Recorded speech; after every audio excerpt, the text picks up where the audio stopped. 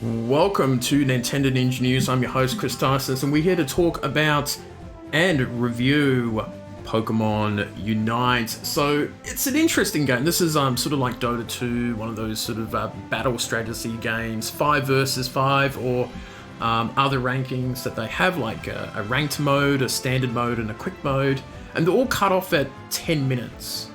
Well, one is 5 minutes and the other one is 10. So these are some of the Pokemon that you can obtain. Now you can do it via the grinding, or you can pay up, which is, yes, this is by Tencent, which is a big global company that seems to own a lot of video game companies worldwide, based in China. So you have different versions. You have your attackers. You have 2 of those. I've got 3 of them. You have a defenders. Speedsters. You have an all-rounder like Machamp. These are all the different characters that you can grab. A support character, which I don't have. And a couple of those around. So those are the different types. You can even get special costumes for them. As you look in the shop, this is the downside of the game. Is how much microtransactions is in this game, which is disappointing to see, but I am not surprised by it. So you can see all the prices here. So you can pay up real money, which is about probably about $8 here in Australia, $8 to $10, or a bit more. I'm not. Yeah, it's about probably about $8. So these are all the, obviously, if you want to go off and buy them. Even in here, the microtransaction stuff, you can change your fashion and outwear. You can do items, which you can buy quicker, or special items like boosters. This is a little bit annoying. Doubling the amount of battle points, and then you've got energy tanks, which is gacha sort of pulling. Like, basically it's gambling. The gambling mechanics in it. Elos energies, which is basically what you're collecting, which is another one. You can do multipliers with coins. You can pay up for that or use your tickets, so that's a fair bit.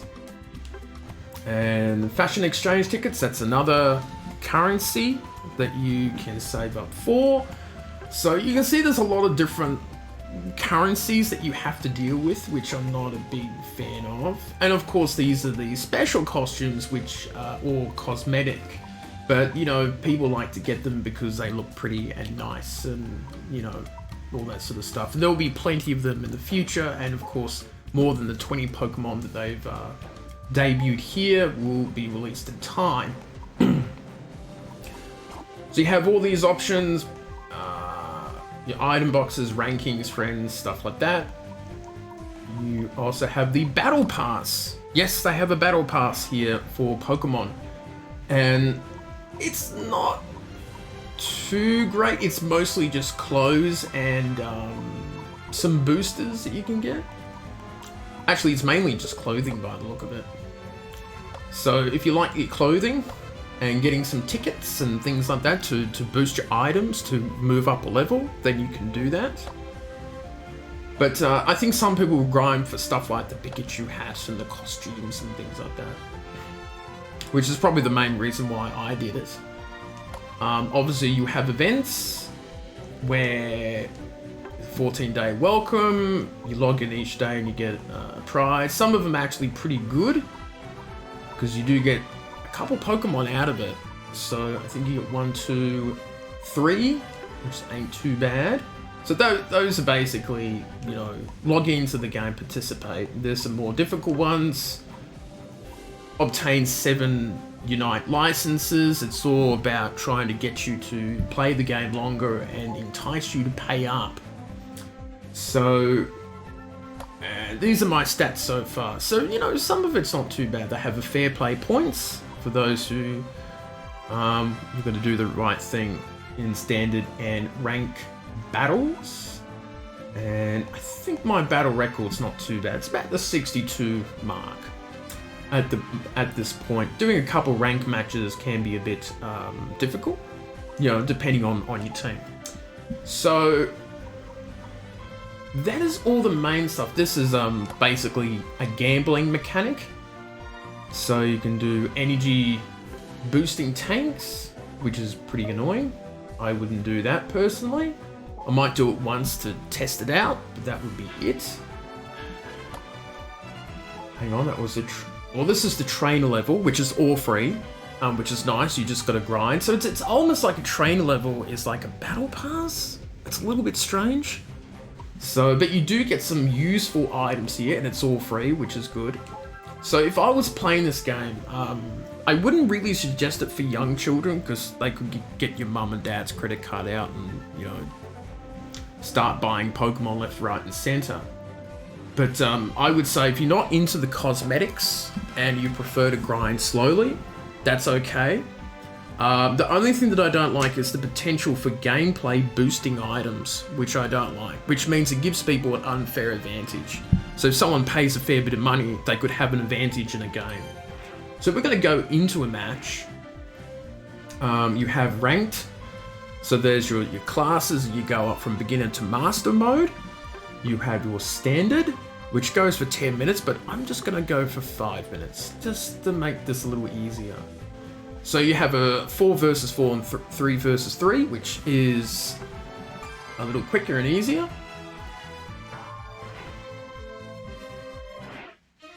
Now, we'll see who we can pick up here. So we'll probably just go with Gengar. Seeing that I'm wearing the Gengar shirt, makes sense for this. But I say that I'm probably having a little more luck with Pikachu because he's a novel player where Gengar is difficult. He's a bit of an expert, so you got to really use these items well. So the battle prep, these are the battle items like potions and X attack, and you know, they work for a few, you know, they have cooldown periods. Held items, which are muscle band leftovers. So, you know, similar to Pokemon, you know, if you played Pokemon before, you probably have a general idea about how these items will work.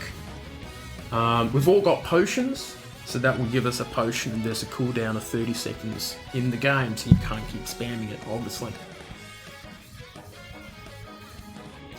So, and I guess with this game too, like, there's some characters that are a little bit overpowered, there are some that aren't so good, and people are still working out those mechanics. Apart from the microtransaction issues, there is a lot of satisfaction about, you know, going around and actually using Pokemon attacks, seeming that it's not turn-based. There is a, you know, obviously a cooldown effect to it, but there's a lot of satisfaction about, you know, running around and you know, using the strategy. So this is Lick. That will slow them down. There's other moves, like you're an ice type, you can slow down others or temporarily put others to sleep. So these are the wild Pokemon that will gain you experience points. And you're up to level 4. Soon I will evolve into Haunter, I believe, when I get to level 5. And you can see the little Pokeball in the middle. I am just gaining some Pokeballs there. We'll show you how that works.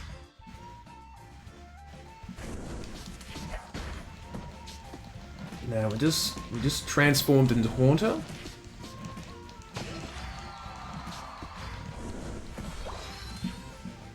We just learned the move Dream Eater. Hang on. We're just going to move down here. So you see on the map, that's where my teammates are. And you hold X and you score points by... Basically, it's almost like a basketball game in a way. So, it's interesting mechanics. Oh, it's just pushed me back there. Using Shadow Ball. Oh, hang on. Let's just use that potion.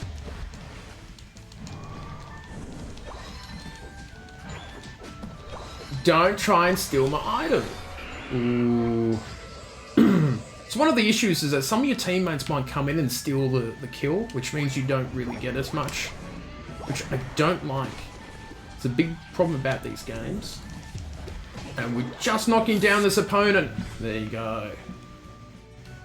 And it's got the times 2, so you bring 5, you get 10, or you bring in 10, you get 20. And finally Gengar. So this is definitely a quicker version of that 10-minute game. There you go. I don't know why he's trying to take on that. Oh, whoa! We knocked him out.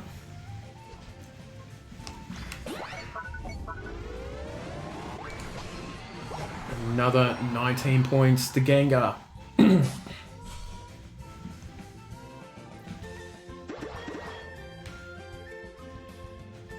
So you can focus on knocking off the opponents, but this is the objective of the game, is to score as many points through here. And I noticed that some battles were a little difficult, such as, you know, Snorlax's barrier. Oh, and they've given up. You win. They've surrendered the other side.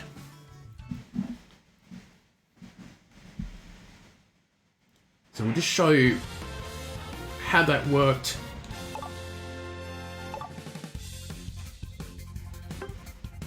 And no, they're not going to show you the stats for it.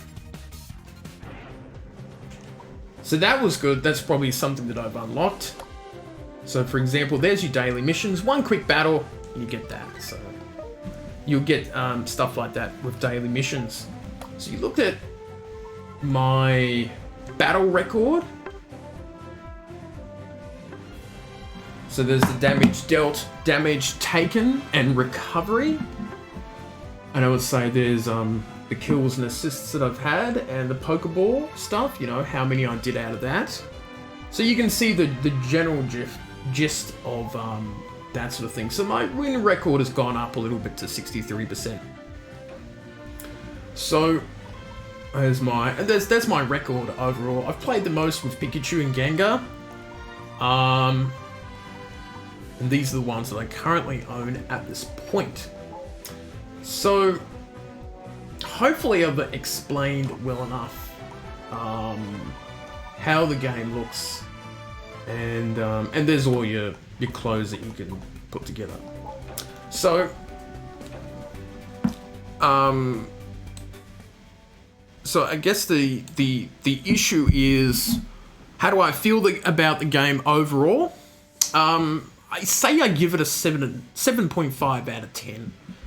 The microtransaction stuff I'm a little bit worried about. That's something that I don't really like about the game. I know it's part of what the game is because it's coming to mobile phone. You know, smartphones, you know, Android and iOS. I guess you can get on your tablet as well. That would make sense.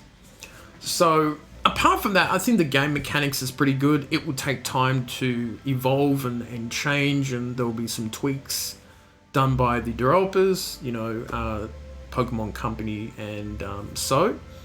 But hopefully there's enough good content for people to stick around, even if you don't plan to pay anything for it. So that's my issue about the game, is hopefully it doesn't just become like a poker machine where you have to put coins in to keep up with opponents and that type of thing. But I think this game has really good potential, and hopefully they don't mess it up. But I think this has got some good legs to it, and we'll see how it goes. So let me know how you feel about this game in the comments section, because I'm curious to see how people have been playing it and how they feel about that type of thing. So fingers crossed the game continues to do well and people enjoy it, and they're not paying, you know, huge amounts of money for it. But that's it for my review. 7.5 out of 10. That's not too bad. And it's nice to see a different type of Pokemon game out there. But it is a lot of fun playing it. I've had a lot of fun enjoying it. So that's it for me, and I'll see you next time.